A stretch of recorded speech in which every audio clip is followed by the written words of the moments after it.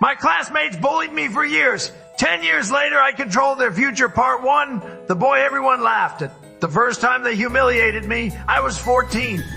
It was a rainy Monday morning, and the classroom smelled like wet shoes and cheap deodorant.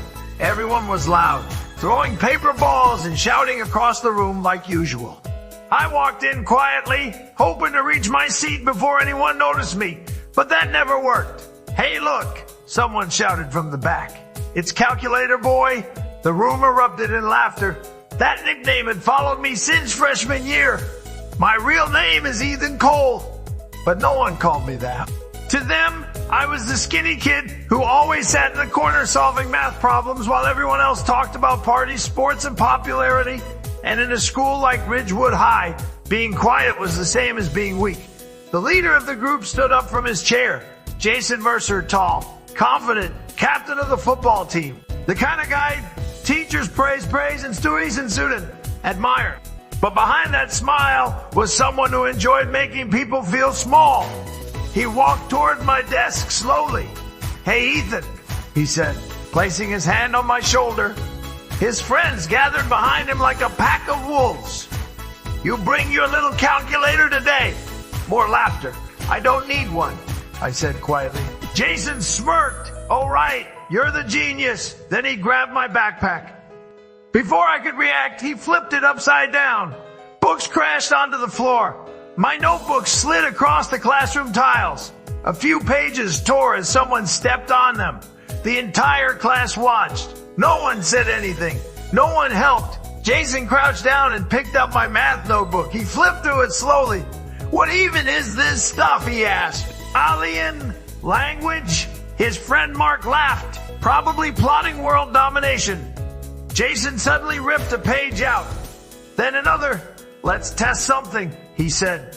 He held the torn paper above the trash can. "If you can answer one question, I'll stop." My chest tightened. What question? He scribbled something on the board. A complicated equation. The kind we hadn't even learned yet. Jason turned around.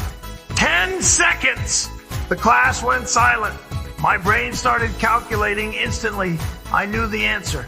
But it didn't matter, because Jason never planned to keep his promise. "Time's up," he said. After 3 seconds, he threw my notebook into the trash. The class burst into laughter again. I stood there quietly, staring at the floor. That moment lasted maybe 30 seconds, but it felt like a lifetime, and it happened every day. The years of humiliation high school became a routine of survival. Jason and his friends found new ways to humiliate me constantly. They hid my backpack. They spread rumors. They called me names in the hallways.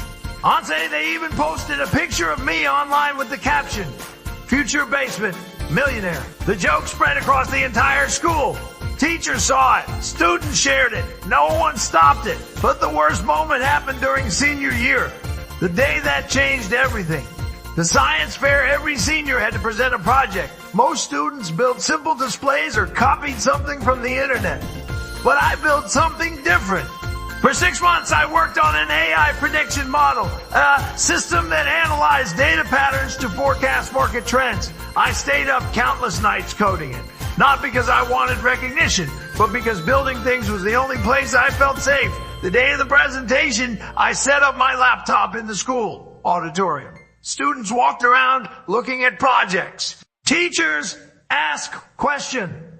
Then Jason showed up. He leaned over my table and stared at the screen.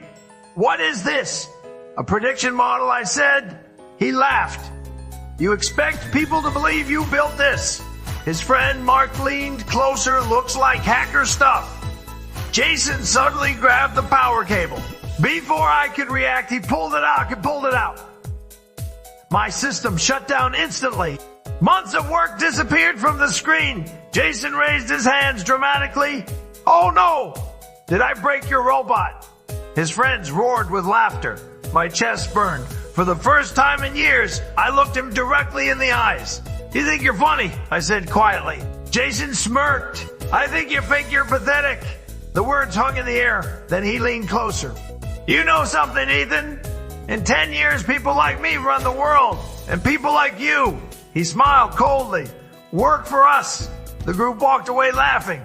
But something inside me changed that day. For the first time, I stopped feeling embarrassed and started feeling focused because Jason was wrong about one thing. 10 years later, I wouldn't be working for him. 10 years later, the glass doors of Mercer Global Holdings slid open automatically. Employees hurried through the lobby carrying laptops and coffee cups. The building stood 50 stories tall in the center of downtown, one of the most powerful investment firms in the country. Inside the executive conference room, several men sat nervously around a long table. One of them was Jason Mercer.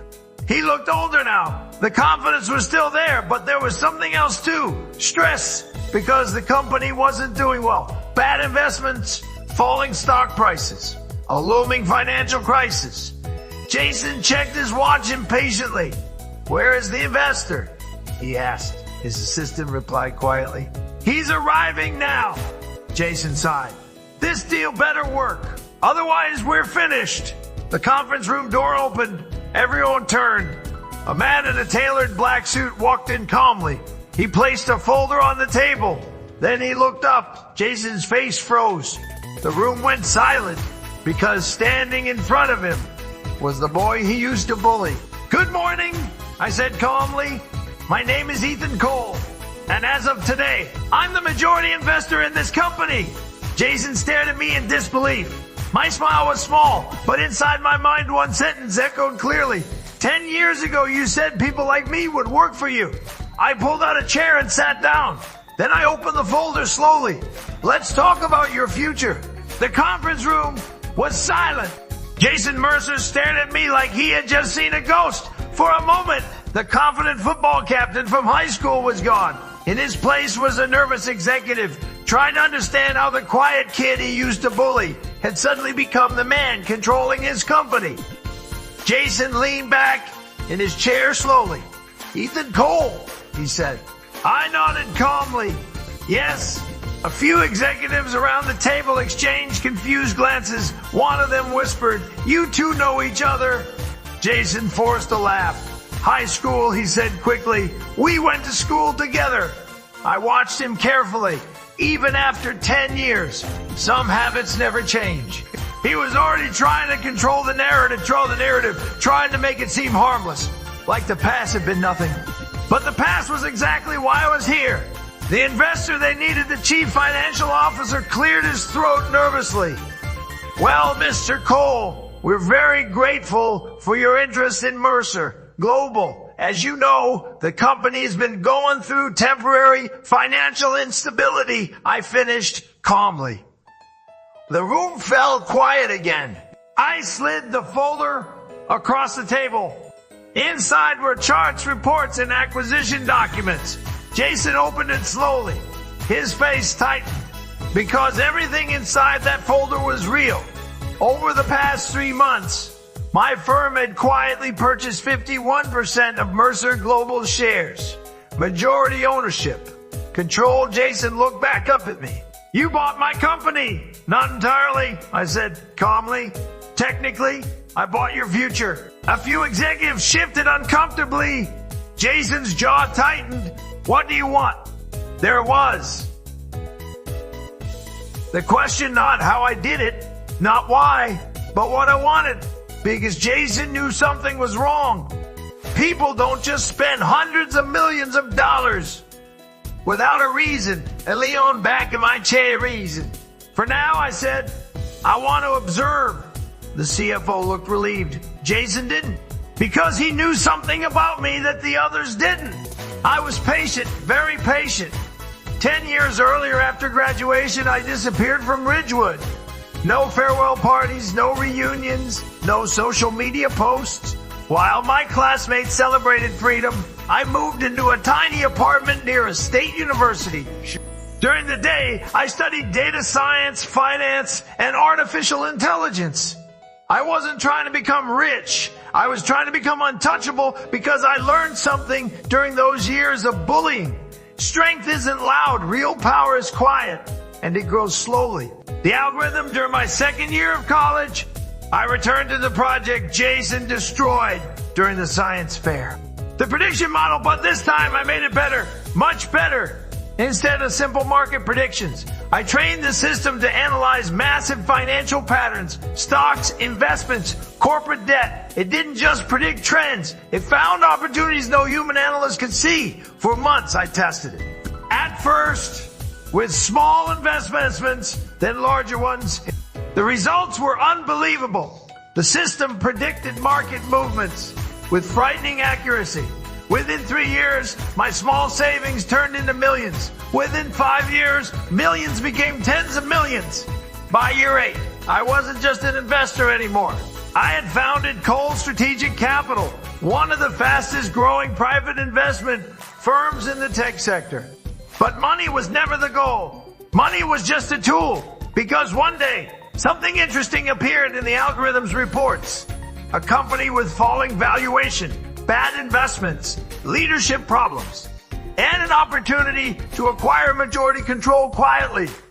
The company's name was familiar. Very familiar, Mercer Global Holdings. Jason Mercer's company. I stared at the report for a long time, then I smiled because sometimes the universe doesn't just give you success. Sometimes it gives you perfect timing. Back to the present, Jason closed the folder slowly. You've made your point, he said coldly. Congratulations, his tone had changed. The arrogance was gone. Now he sounded defensive, threatened. I folded my hands calmly. Jason, I am not here for revenge. He narrowed his eyes. Then why are you here? Before I could answer, the door opened. A woman stepped inside carrying a tablet. When she looked up, she rattled on one of Jason's closest friends in high school. One of Jason's closest friends in high school. One of the people who laughed the loudest when they bullied me. She looked older now, but the expression on her face was the same. Shock. Jason turned to her. Lena, we're in the middle of... She interrupted quietly. The investors from Orion Capital just withdrew their offer. The CFO's face turned pale. What? They're out, she said. Effective immediately. The room exploded with worried voices because Orion Capital was the company's last financial lifeline. Without that deal, Mercer Global would collapse within months. Jason looked back at me slowly, and suddenly he understood something. I hadn't just bought shares. I had positioned myself as the only person who could save the company. Jason leaned forward. You plan this. I didn't answer, but my silence said enough. The first move of the board meeting ended 30 minutes later. Executives left the room, whispering anxiously. Jason stayed behind. So did I. Finally, he spoke. Let's skip the games, he said. What do you want from me? I stood up slowly and walked toward the window. From the 50th floor, the city looked small, almost quiet. Do you remember the science fair? I asked. Jason didn't respond, but I saw the tension in his shoulders. You unplugged my project, I continued. You told me something that day. He sighed. Ethan, you said people like me would work for people like you. The room was silent. Then I turned back toward him. And now your entire company survives or dies based on my decision. Jason looked furious. You think this is funny? No, I said calmly. I think it's interesting. I picked up my folder. But don't worry. I'm not here to destroy Mercer Global. Jason looked confused. You're not. I shook my head. No. Then I paused at the door. But that doesn't mean everyone here gets to keep their job. Jason's face hardened. What does that mean? I smiled slightly. It means the future of this company is about to change. And Jason Mercer had no idea how much worse things were about to get because he thought the revenge had already happened. But in reality, it hadn't even started yet. They bullied him. They laughed at him. They thought he would never become anything. For years, Ethan Cole was the quiet kid everyone targeted. His classmates humiliated him, destroyed his hard work, and treated him like he didn't belong. Led by the confident and ruthless Jason Mercer, the bullying became a daily nightmare that Ethan could never escape. But what they didn't know was this. Ethan never forgot. 10 years later, life takes a shocking turn. The same classmates who once mocked him are now running a powerful company facing financial disaster, and the only person who can save the company is the boy they once bullied. Except he's no longer the quiet kid they remember. Now he's a powerful investor, and he owns the company. As hidden secrets begin to surface, shocking betrayals are exposed, corrupt executives fall one by one, and the truth behind the decades-old injustice finally comes to light. What begins as revenge slowly becomes something much bigger, a fight for justice. But the biggest twist is still waiting. Watch until the end to see how the boy they once humiliated ends up controlling their future. Like the video if you enjoy powerful revenge stories. Comment below. What would you do if someone bullied you for years? Subscribe to Betrayal and Revenge Stories for more intense stories about betrayal, revenge, justice, and shocking twists.